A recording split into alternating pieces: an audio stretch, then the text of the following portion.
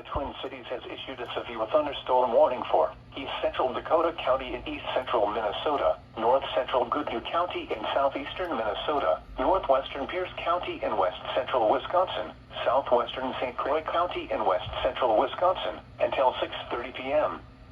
At 5:46 p.m., a severe thunderstorm was located 6 miles southeast of Prescott, or 11 miles northwest of Red Wing, moving northeast at 25 miles per hour. Unfortunately, Expected doesn't hazards include county. 60 miles per hour wind gusts and quarter-size hail. This is a radar-indicated Still threat. got that good go. The following impacts are expected. What the Hail hell am I damage to saying? vehicles is expected. I meant to Expect say. wind damage to roofs, Good. siding, and trees. Locations impacted include Yeah, Ellsworth that and was River a good Falls. catch though, For but your protection, unfortunately move does to not an include interior room on the Olmsted. lowest floor of a building.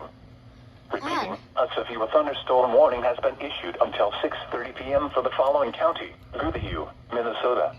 Goodhue, Minnesota. Yep. This is NOAA Weather Radio WX.